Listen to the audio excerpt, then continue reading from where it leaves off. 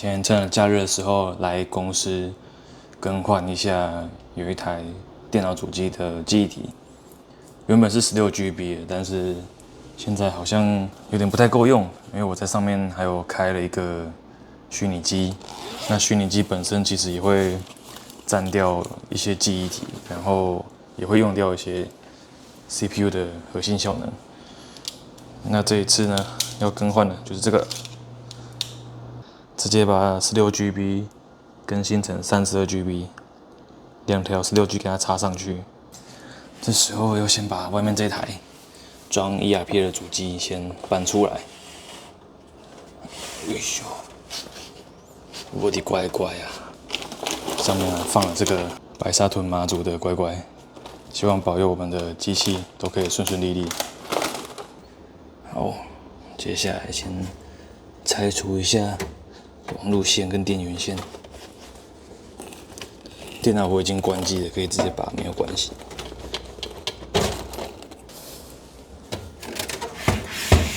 哇，其实也是蛮重的哦，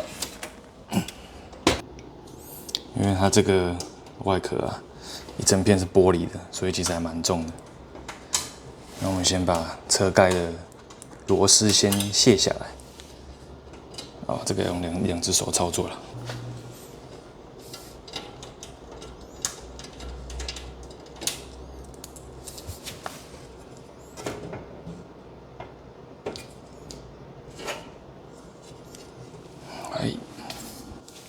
好，我们现在把玻璃的车盖给拆下来。那现在先让它躺平。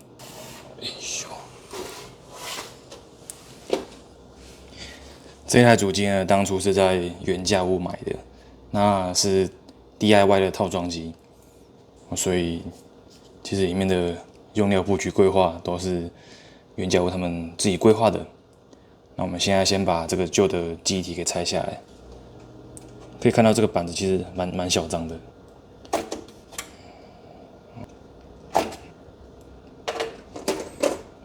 觉得 DIY 主机有个优势啊，就是它其实会帮你想到后续的扩充空间。你看它这边的旁边空间这么大，所以如果当你觉得这一套平台你已经用的不太够用，你想要换大一点的主机板，你可以直接去换一张板子就可以了。那剩下的记忆体啊，或者是固态硬碟，你都可以再沿用。那我们今天先升级记忆体啦，但这个记忆体呢，我们也不会把它浪费掉。我家里还有一台主机，那等一下我们回去呢，再把这个记忆体插回去。因为我现在手上的这两条，我是从我家里那台旧的主机把它拔下来的。虽然说是旧主机啊，但是这个记忆体据当时卖给我这台二手电脑的买家，还是跟我说这个记忆体是买新的。那我们就来试试看吧。OK， 现在先把它装上去。对了，插上去之前啊，记得核对一下，它这个缺口啊，它其实有一边是长边，一边是短边，那你要跟这个插槽、机体插槽上面的缺口对好，才不会造成一些错误。哦，你硬把它卡上去，它是会坏掉的哦。但现在都有防呆啊，其实你想要硬卡也不太容易啊，除非你是真的你有什么怪力之类的。有办法把它硬干上去，不然是不太可能。我们刚刚有听到咔咔两声哦，其实这样磨平平的，表示他们都装得好好的，没问题。好，那这两个记忆体就回收回去再利用。OK， 那我们现在准备把车盖再盖回去，来把车盖安装回去咯。其实这个动作蛮简单的啦。你只要把玻璃盖上去，然后螺丝锁进去，基本上都差不多了。上面看到有点灰尘哦，没关系，到时候过年的时候再来清一下。有时候人家在讲说，主机上面啊有一些灰尘，也是不能乱清诶，会打破那个灰尘与静电的平衡。有时候可能会因为这样子而产生一些硬体上面的问题。导致没办法顺利开机，准备把它放回去了。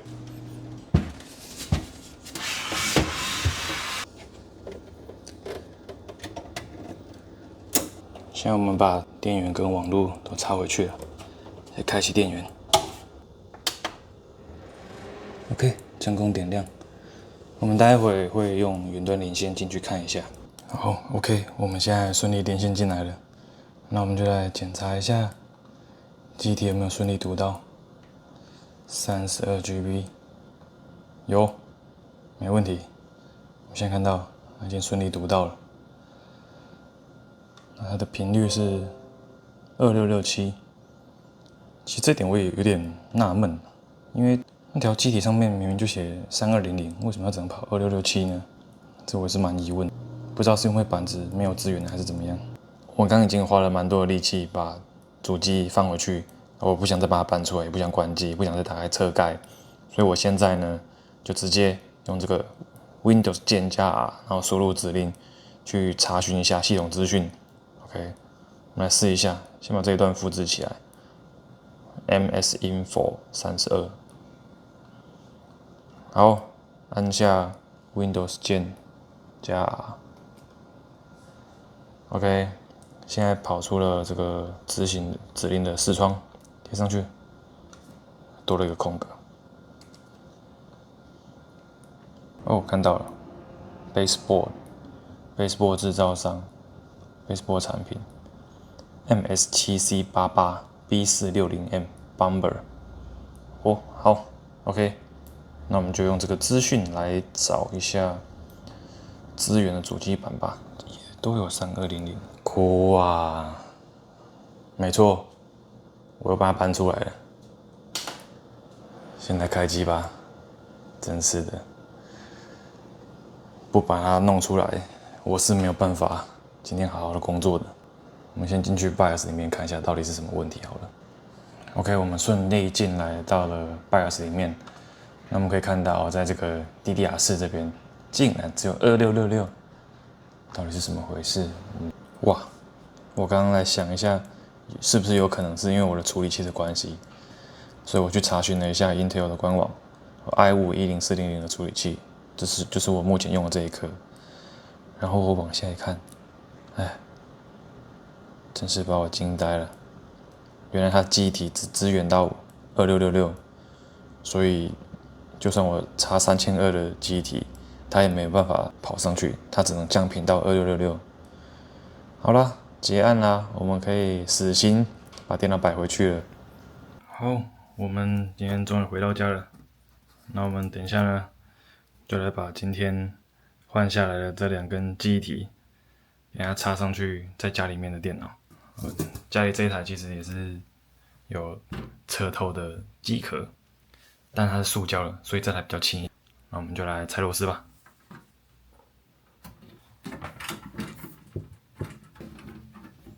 我还记得以前要拆这种机壳，都一定要拿个螺丝起子，现在基本上你只要用手转就可以了，非常的便利。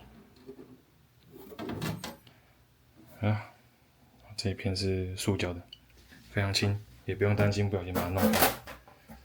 先把它放到旁边去，看一下。OK， 这边的轴线比较奇特一点，好，来了一个交叉。这个板子比较大张，它可以插到4条的记忆体，然后它也是有一个 SSD， 基本上可以插第2条。所以我们早上在讲那个扩充性就插在这里。这个机壳的外形来看呢，其实大家大小都差不多，可是里面呢这一张板子它就比较宽，塞得比较满一点。然后这边呢也还有再塞一张1650 Super 的显卡，还有额外供电。那基本上现在这个机壳非常的充足啦，其实这样子关起来呢都不会有特别拥挤的情况。好，那我们就来插机体吧。这个可能要让它倒平，比较好作业。我们现在断电一下。好，接下来我们要来插机体咯。一样要把长短边对好，才可以压进去。OK， 听到咔一声，没问题了。再来第2条，那记得就是如果我们要走这个双通道的话，不可以2条插在一起，要插1条隔1条。那在这个上面，它其实有编号，就是你1号的双通道要对1号，把它放大一下。好，大家有看到吗？那你就是 A1 插进去呢，就要再接着插 B1。然后如果你有插 A2 的话呢，你再来插 B2，这样子才能起到双通道的作用。OK。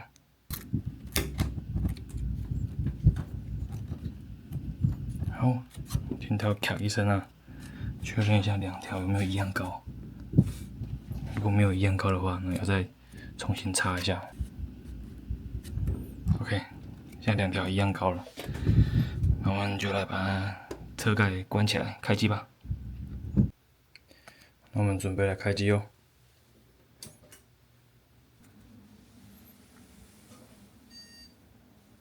应该是没问题吧？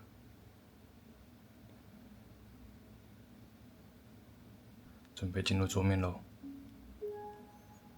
好，看起来是没问题啦。我们来确认一下，是不是有读取到16G 的记忆体？有 ，OK， 有读到16G 的记忆体。这个部分我有去查过 ，R71700 这一颗 CPU 一样也是只能吃到2000多的这个时脉而已，所以记忆体呢没有办法冲到3200的时脉。带大家来看一下这台机壳，这条我觉得应该是最低调的 RGB 了吧。只有这一条线，还好我是放在靠墙这一面，比较不会被我闪到眼睛。这边有一个小小的 AMD 的灯，还好也不会特别亮，因为从这边看过去会被萤幕挡住。好啦，那今天记忆体的升级交换就到这边啦，改天再来教大家一些其他不同的电脑 DIY 的技巧。这一集先到这边啦，拜拜。